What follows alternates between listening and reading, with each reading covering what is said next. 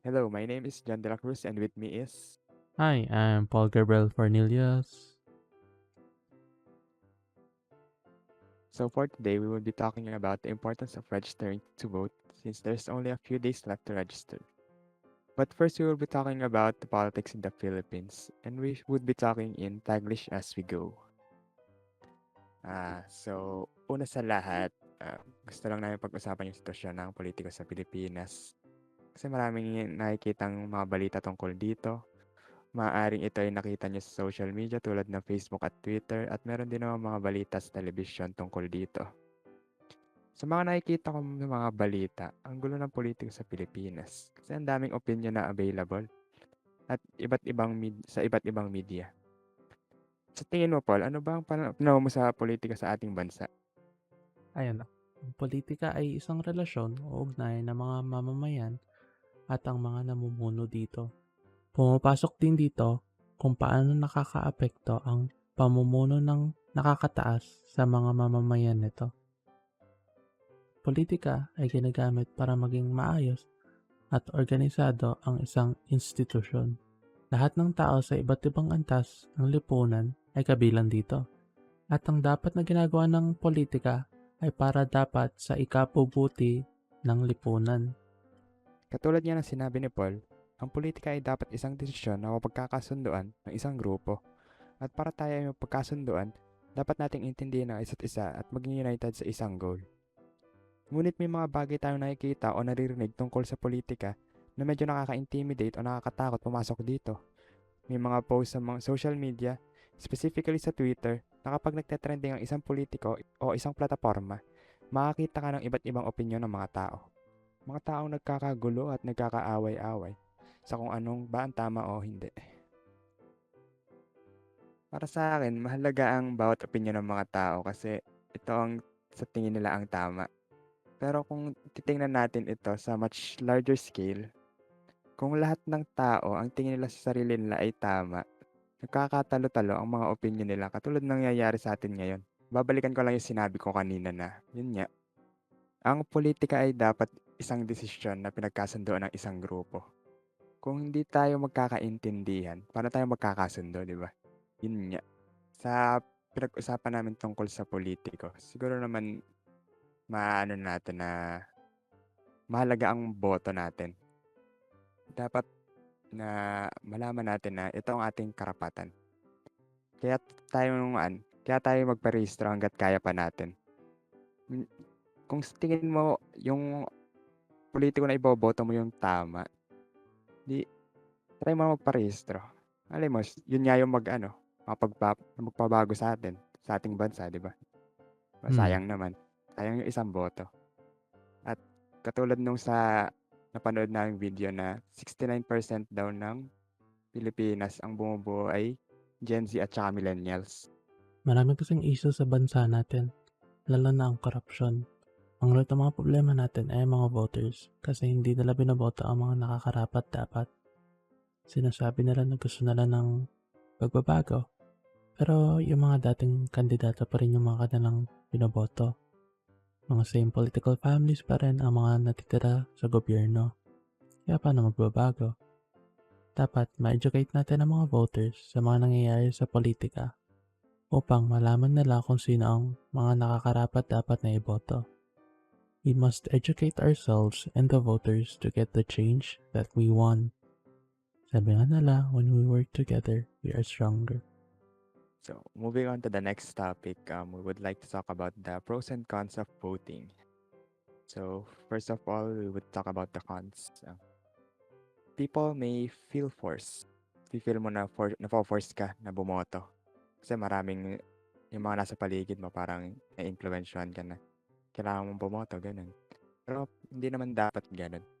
Um, para sa akin, ang pagboto is like option na yung boto mo parang isang ticket para mapabuti yung paligid natin. Sunod ay uninformed voters may be easily influenced. Dito naman, ah, madaling i-manipulate yung mga taong hindi alam kung ano yung hindi alam yung mga pinag-uusapan nila. Katulad ng kunwari yung may isang politiko na sabihin natin corrupt, sasabihin lang niya na bibigyan ka ng ganitong pera kung iboboto mo siya sa eleksyon. Kasi hindi naman niya alam. So, pipilitan siya kasi may kapalit naman. So, yun lang. Kailangan natin maging informed sa mga bagay na nasa paligid natin.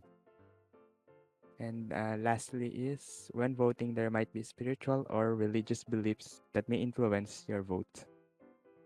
Dito naman, dapat nating paghiwalayin ang ating religious beliefs at saka yung sa moral obligation. Kasi pag napaghalo mo yung dalawang yan, parang malilito ka na ito yung gusto ng sa religion mo. Pero sa tingin mo, ito yung tama, yung isang option. So, pros. Expressions of different opinions. So, you can express yourself and the different opinions you have. Like, I vote this person because I believe that what they do is right. And so for, I believe that they are the ones to vote. Next is ensures that political outcome is in line with the majority of people. So when you vote, you're part of the majority of people that want change. So let's say your current government is corrupt and you want change. So you have to vote the person that you deem worthy that he or she will give change to your government. Lastly, election manipulation becomes more difficult. Mas mahirapan yung sistema na ma-influensyahan yung vote mo because you actually voted. So, hindi yung system yung magde-decide na ito yung iboboto mo. Ikaw mismo yung bumoto ng tao na yun. So, hindi siya ma-influensyahan.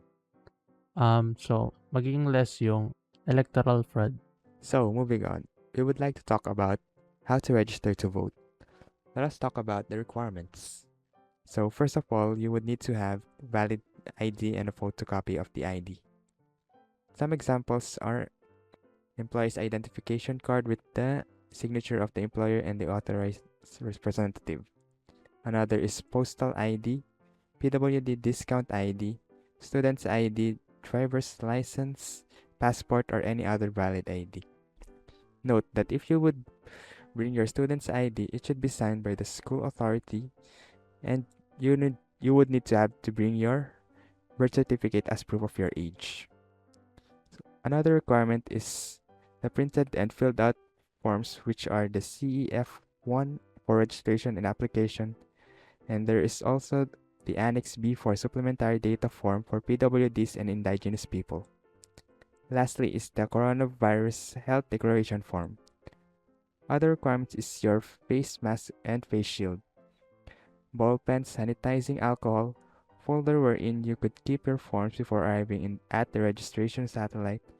And in terms of outfit, it would be preferable if you don't wear any jewelry since you would be asked to take it off during the biometrics. Next is the registration process.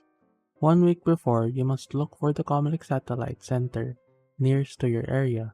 Try to schedule an appointment 1 week before the day you plan to register. Comelec offices are open Tuesday to Saturday from 8 a.m. to 5 p.m. You can fill up a registration form for voters in the following link. Please fill in your personal information and select an appointment date. Do not put signatures or thumb marks yet because you have to do this on site. Next, you must print and fill a CEF1 form and the Coronavirus Health Declaration form in a long bond paper, and the links will be in the screen. Again, do not put signatures or thumb marks yet because you have to do that on site. During the registration proper, here are the things you can do and expect. First is you have to submit the completed forms and it will be reviewed. After being reviewed, your application will be logged into the system of the Election Registration Board. Then you'll have your biometrics taken, which are photo, fingerprints, and a digital signature. Then, the Comelec personnel will secure the acknowledgement receipt attached with the CF1 form. After registering, all you have to do is wait for your registration confirmation. This usually takes a few months to process. You may check the status of your voter registration via the Comelec website in this link. Now that we have discussed most of the things that you would need to know about registering to vote, I hope you would consider registering so that you could be a part of changing our country for the better. Again, I am John De La Cruz, and with me is...